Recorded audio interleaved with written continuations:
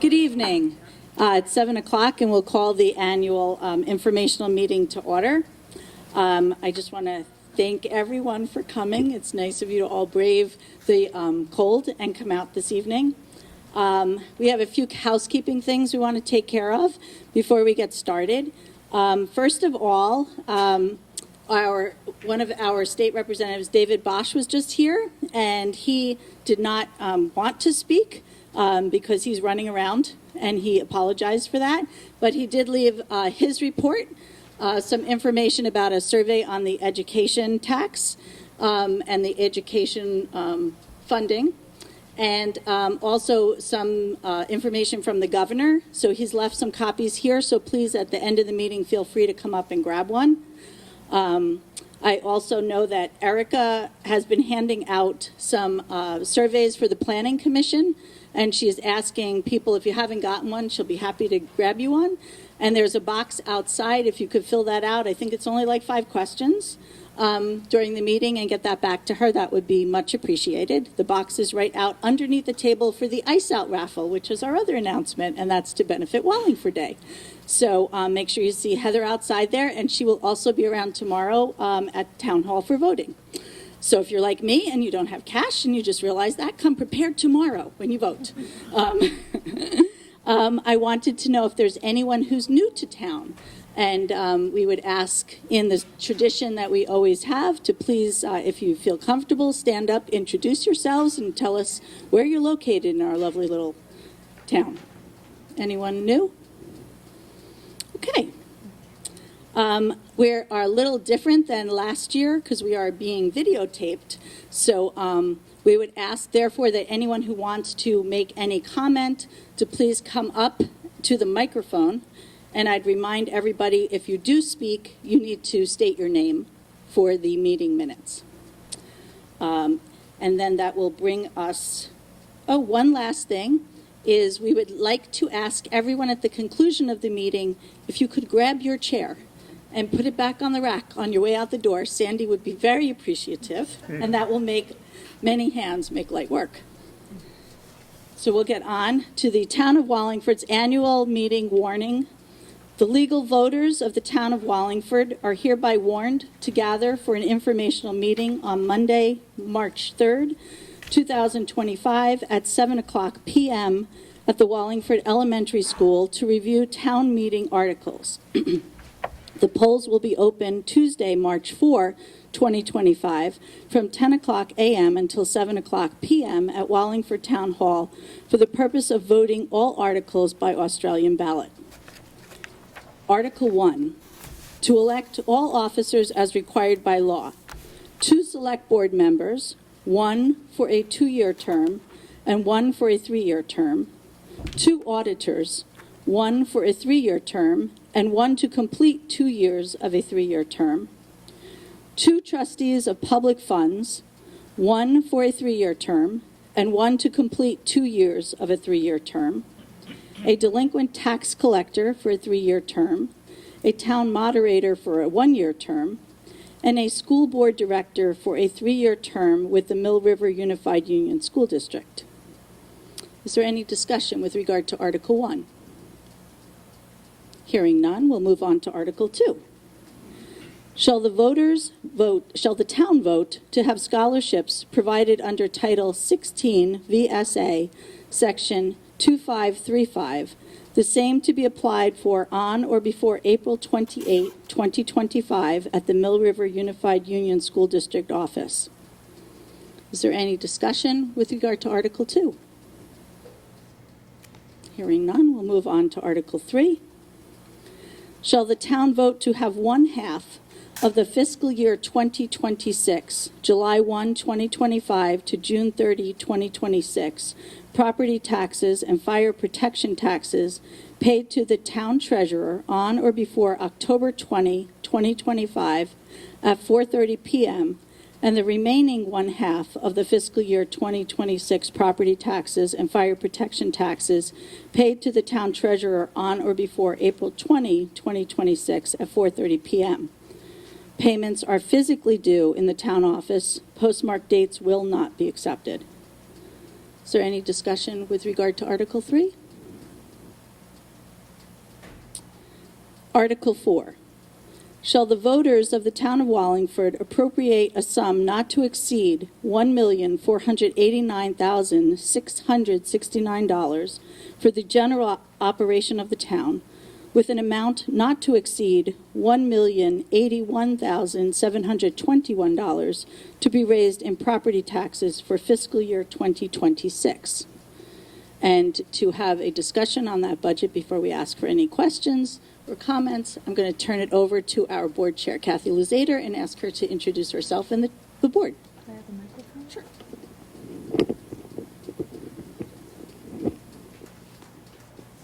So maybe you might want to put it on there. That would work just fine. Thank you very You're much. welcome. There we go. Good evening. My name is Kathy Luzader. I am the chairperson of the Select Board. I'd like to introduce the rest of the board to you right now. Next to me is Rob Barker. Next to Rob is Carolyn Benrent. Next to Carolyn is our vice chair, Mike Tessier. And next to Mark is Justin Jenkins. I have an explanation on Article 4 to read to you right now. So, the Select Board has worked hard on the fiscal year 2026 budget to balance the needs of the community and with the pocketbooks of taxpayers. The total municipal budget of $1,489,669 increased just $39,250 or 2.63%. The amount to be raised in taxes based on the current grand list would be $1,333 or 0.12%. Going on page 9 of your annual town report, if you'd like to turn there, are revenue projections. We're expected to collect $25,000 more in delinquent property taxes in the coming year, so overall revenue is up around $39,000. On page 10, the administration budget. The amount is $580,250. That is just up $25,000. The Select Board budgeted 4% raises for employees. Reappraisal line 5002F is up $3,300. Insurances on line 5025, which includes unemployment, liability, and health, are expected to decrease due to fewer employees receiving health insurance through the town. On page 11, town government, the budget amount is $189,920. That budget is up just slightly by $4,700, mainly due to rising office expenses. Town hall operating expenses, fuel, electricity, required elevator, 5-year wait tests, and Rutland Regional Planning Commission dues. Any questions on that? On page 12, appropriations, budget. The amount is $84,579, up $7,500, with Gilbert Hart Library requesting $47,000, and an increase of $5,000 from last year, and Wallingford Rescue requesting $25,000, an increase of $1,500 from last year. Nearly all other line items were level funded. On page 13, highway budget is $434,560. The overall budget dropped about $6,000. We added $10,000 to the paving budget on line 5325, but that was offset by reducing the excavator line 5343 from $13,000 to $1,000, now that the loan for the excavator has been paid off. On page 14, public safety budget of $80,500 is up $15,000 for increased police patrols from 24 to 28 hours per week. The capital budget of $81,500 is nearly level funded, and the recreation budget of $38,300 is up just $2,500. And that is the report from the Select Board on the municipal budget. Thank you, Kathy. Are there any comments, any discussion, any questions?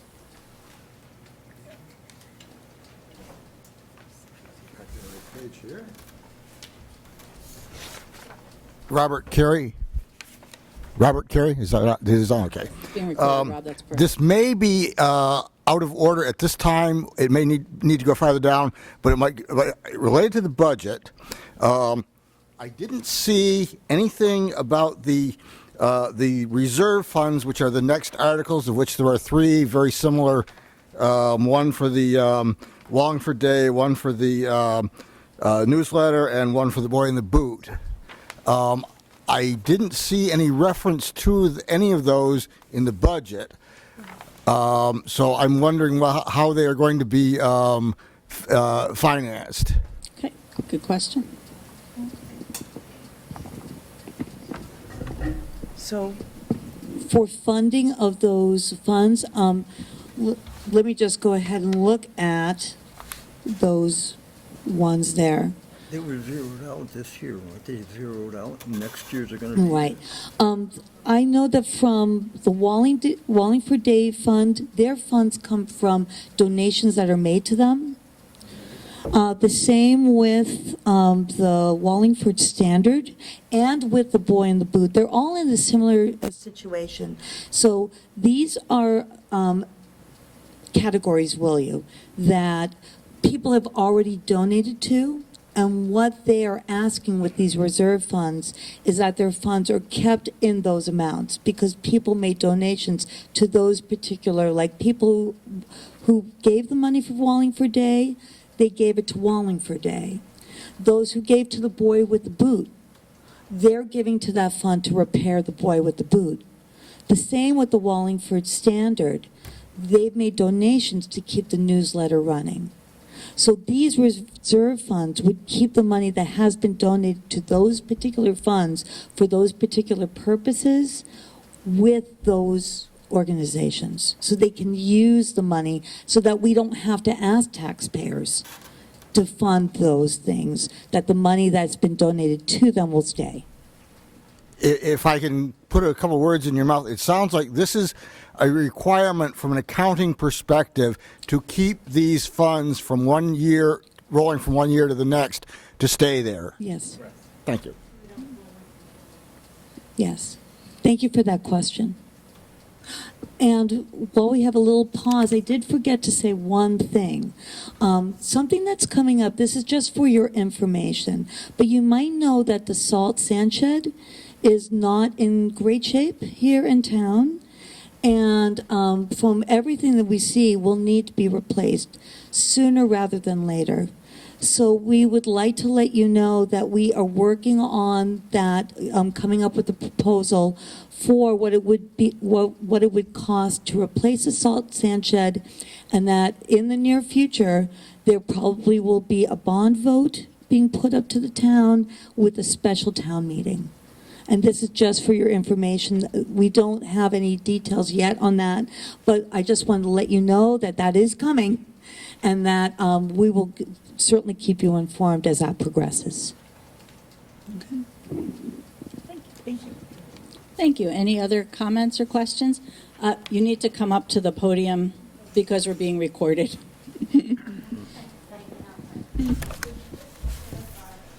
Wait until you get up to the microphone because otherwise they won't be able to collect it. So and just name, please. Mark Bushy. Yes. Last year, I believe it was, for Wallingford Day, or a couple years ago, we needed to be under the Recreation Committee, and I'm not sure why, and we had to come up with a budget. So there was an amount that was voted on, and I think it was $17.50 for Wallingford Day. So that is somewhere in the budget, which I haven't looked at. The newsletter is absolutely fundraising, which I may make a comment about that in a little bit when you get to Article 6, but unless I can say it now. If we're on Article No one has any objection, you could say it now, we could Okay. think about it then. So Clarify. Article 6 is, and the boy in the boot, exactly what Kathy said, is so that we don't have to fundraise every year, because that's what we do. It does not come from the town money at all. We want any donations that are made, any fundraising, to go to that particular element, like the newsletter, or in this case, the boy in the boot has popped up to happen. So we just want that money to stay there so that it continues from year to year and that we don't have to do as much fundraising. So if you make a donation for the newsletter, that's where we want the money to go. And just to double clarify, in past years, Your name for the, Jane Duda, I already gave it, sorry. In past years, if funds were not completely depleted for, say, Wallingford Day, and I was until recently on the Wallingford Day committee, the money would go back into the general fund, and people who were making donations were not too very happy that their donations were then being used for whatever the town decided they should be used for, as opposed to for Wallingford Day. So the same thing happened with the newsletter. Anything they collected that was not used by the end of the year went to the general fund, and then there's nothing to seed you with the next year. So that was what this article is about, is to please keep the donations within the either funds or events to which they were donated. And we all hope that's a no-brainer, but, anyway, thanks. thanks, Jane. Any other comments or questions on Article 4 in the budget, items related to the budget? Okay. Thank you very much for the presentation. We will move on to Article 5. Shall the town establish a reserve fund through donations to be called the Wallingford Day Reserve Fund, to be used only for expenses for Wallingford Day purposes in accordance with 24 VSA Section 2804? Is there any discussion with regard to Article 5? Hearing none, we'll move on to Article 6. Shall the town establish a reserve fund through donations and advertisement revenue to be called the Wallingford Standard Newsletter Fund, to be used for expenses associated with the monthly newsletter in accordance with 24 VSA Section 2804? Any discussion with regard to Article 6? Hearing none, we will move on to Article 7, which is, again, a similar one. Shall the town establish a reserve fund through donations to be called the Boy with the Boot Fund, to be used for expenses associated with the repair, restoration, maintenance, and replication of the statue in accordance with 24 VSA Section 2804? Is there any discussion with regard to the Boy with the Boot Reserve Fund? Okay, hearing none, we'll move on to Article 8. To conduct such other business, non-binding and advisory only, as may properly come before the meeting. Is there any other business that anyone would like to bring before the meeting? Yes. Could you please come up, state your name? Thank you. Hello, my name is Sarah Wicker, and I have other business. I'd like to read sorry. I'd like to read a statement for the voters of Wallingford. We, the residents of Wallingford, resolve to formally request that our governor, Phil Scott, publicly reaffirm his commitment to upholding the rule of law, protecting the rights of Vermonters and the Vermont Constitution against federal overreach, even if confronted with federal threats related to funding or other matters. Furthermore, we encourage him to proactively leverage his authority and engage with his colleagues nationwide to advocate for the protection of the rights of government personnel, immigrants, the disabled, and all Americans, regardless of their race, gender, or sexual orientation. Additionally, we call on him to work with his colleagues on both a state and federal level to safeguard critical services such as Medicaid, Medicare, and Social Security, which are essential services for all Vermonters. Thank you. And is there any other, I thought that Ruth Ann had mentioned something about that you were bringing that for discussion, I would like to see this brought to discussion in the next board meeting. just so that people This is understand if they non-binding, want to. obviously, but it would be Yes, nice nothing to very- actually have a town proposal if it had the votes. And if anybody wants to read that, I'm leaving it right there.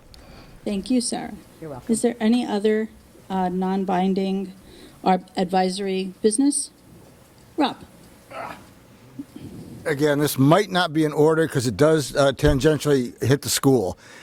Are the school children from the 5th or 6th grade going to be having their bake sale across the street tomorrow? Important question. We have that as a yes. Very good. Got to make sure we know what ice out raffle money and cookie money tomorrow. Everyone, remember. Is there any other business under Article 8? Hearing none, we will adjourn this meeting and ask that everyone appear tomorrow and vote pursuant to the warning. The polls will be open from 10 to 7 at Wallingford Town Hall. Ice out tickets and cookies and baked goods will be available. And once again, a reminder, if you could please grab your chair on your way out this evening and just hang it up, that would be a great help. Thank you, everyone, for coming. Putting the chair.